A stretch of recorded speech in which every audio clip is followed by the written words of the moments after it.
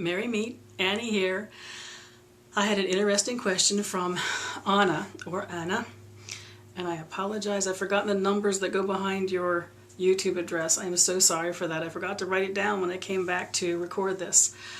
Anna had an interesting question. She asked me if I would ever have the opportunity to address people coming new to paganism later in life. And that was a very interesting one. Very interesting one. I certainly have had the opportunity in the last 20 years, especially in women's circles and in the circles I have worked with through my UU church, to come in contact with varying ages, not my peers, but all different kinds of ages that are coming to paganism, newly experimenting with this form of spirituality to see if it suits them. And I think there is some very interesting things that come along with someone at midlife or later in life who is newly arriving to explore this path. Anna, the first thing that was at the top of my mind is, it's actually something that I counsel young students who work with me. But when I've had the opportunity to work with older people, it takes even more of a poignant power almost. At any age in our life, when we come to the path, we come with what was before. And the older we get, of course, the more we are coming with. Now, some of that we no longer believe in, if we ever believed in it, and it's something we truly are leaving behind. I think one of the most powerful things about coming to this path a little bit later in life, or even much later in life, is the first step to me is honoring what you already know. Honoring the things, when you look back over your life, that have been consistently what you turned to, what you believed in, what you prayed to, the things that have not changed. When I work with students in a traditional sense, we start out early on doing a timeline of the spiritual experiences of their life, and we also plot the times in their life that were the turning points in their life, whether they knew it at the time or acknowledged it later. So often later we know something was a turning point that when it was happening we may not have realized how important it was. And in that process we stop at each of those turning points and we think about who or what was the greatest influence on me at that time in my life, and what did I learn from that experience. Someone coming to our path later in life not only has had more of those moments, more than likely, but they also have the ability to look back on them in hindsight, to see the moments that were impactful and important, and to have some discernment as to why.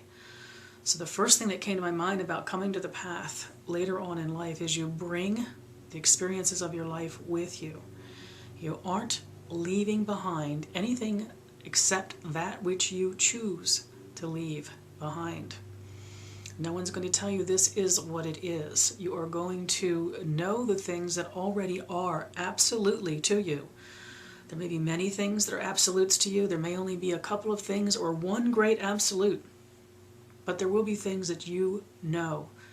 To me, the first step on this path, when you have life experience behind you, is you must come from the place of what you already know. And I do want to say, this video is talking about the idea of coming to the path later in life, but this is equally true for younger people. So the first thing I thought of was, as a middle-aged pagan coming to a new path, you've already been on the path. Look back over your life and see what's brought you to this point. See what the flow, the momentum is. What energy has pushed you to this point? What do you know?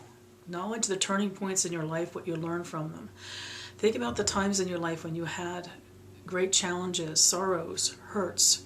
What did you turn to? Where did you receive your greatest solace? The more experiences we have in life, the more we are connecting to those kinds of things. We can be very young and already have collected an awful lot of those experiences, but it's a given that by middle age we will have had many of them. Here's the first thing.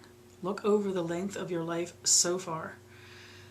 Get a feel for the momentum that brought you to this path, which I say has been your path all along. I have a very devout belief that we never need to change paths, that we are each on our own individual, unique, beautiful, perfect path. Our experiences take us from one place to the other on it. The other thing I would counsel someone who's coming to us middle-aged is something I emphatically stress with young students I am working with. It's too easy to define yourself at any point in spiritual explorations by what you are not or what you do not believe in. And part of discovering what you do relate to and believe in is certainly acknowledging those things. But we can be caught in the trap of I'm not, I'm not, I'm not. I don't believe, I don't like those that do, I don't like this, I don't like that. It limits the possibility of what we become. The more experiences we have in life where we have decided yes or no, like, don't like, believe, don't believe, the more we can fall into the trap of defining ourselves only by what we are not, and not opening ourselves up fully to the possibility of what we are or what we are becoming. That was a second point I really wanted to make. I find a lot of the people that I've met who are later in life, even those who are my age and this late in life, coming to this new way of exploring who they are in relationship to the divine, they must have a bitterness about all the things that have, what's the word I want? All the things that have disappointed them, the things that made them feel disconnected, that fell short, and they start having a little bit of chip on their shoulder about the I'm not, I don't believes. And that's heavy. And you need more freedom than that, I think, if you're exploring openly and want to find a way forward for you. I do think when you come to the path, middle age, it's very important that you combine the things you've already learned, the various things you've already studied. There's a starting place for you in doing that. It's not really an official starting place where you put your foot in the ground and you say, here I start. You've arrived at this place by collecting those experiences. But they need to be acknowledged. Again, we are using the length of your life and the breadth of your life to experience the movement and the flow of your life. The challenge I've often seen when middle-aged people come to this path, when it comes to community, we often are arriving at this point, middle-aged, as a form of seeking, which is personal and private. And we do want community, because part of what we are being called to is being with and being in service to community.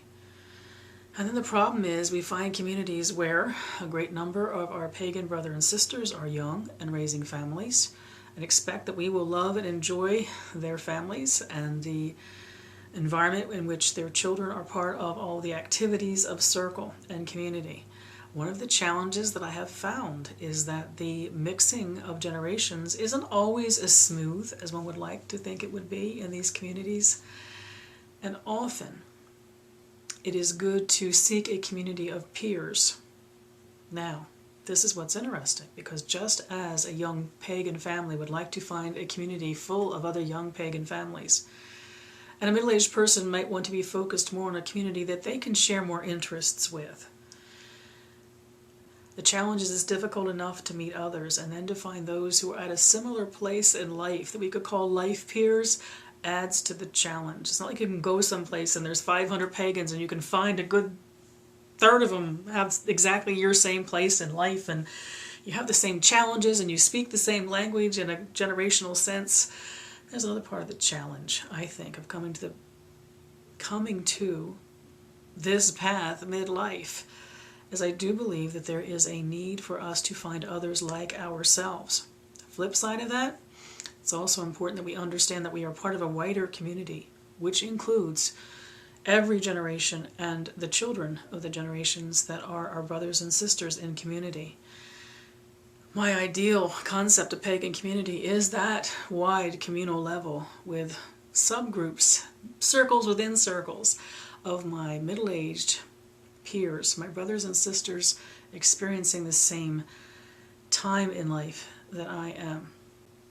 I do think when you come to the path middle age that you have an intellectual discernment that can be very powerful.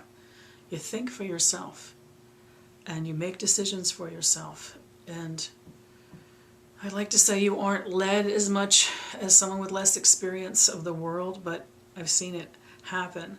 We can all fall prey to the someone tells me this is what it is, or this is what I must do, and therefore I do. My greatest advice to the middle-aged pagan, newly arriving, is you already know. You have not gotten to be 40 or 50 years of age and not underneath it all had a flow of knowing.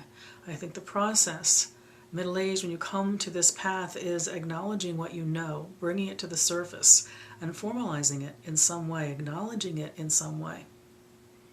There are several thoughts that I had on coming to the path middle-aged. I would really like to receive comments from those of you who have come to it a little bit later in life, and what you think of it, what your challenges have been. I would say my greatest challenges have been, as the movement has grown so huge, thank goodness I enjoy young people and I enjoy their children, because I am having a more difficult time meeting generational peers, men and women my own age with similar life experiences, similar challenges.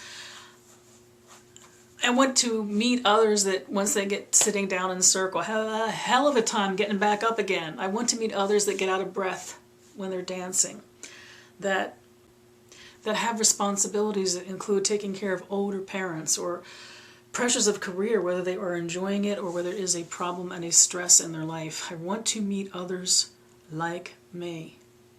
The comfort, the great comfort is I meet others like me every day at the spiritual level. So many of you here are friends of another generation, and I really truly believe we are indeed friends, and we connect at the heart level. But the middle-aged pagan also wants to meet peers in the sense of age and experience. It's the same thing as the young people who prefer to, in addition to all the people they meet, would like to be able to spend time with their peers at a similar time and experience in life. There's the largest challenge I've had as someone on the path for a long time at middle-aged.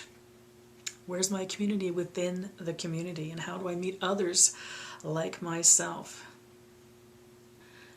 I really look forward to your thoughts on especially what have been your challenges if you're coming to the path middle-aged, if nothing else, so that others will see it in the comments and go, you know, he or she understands. That's the circle within the circles that I'm talking about, an understanding at the level of what it's like being at that point in life and being on this path. And it will feel good to know that we share some of the same challenges and some of the same celebrations, I'm sure.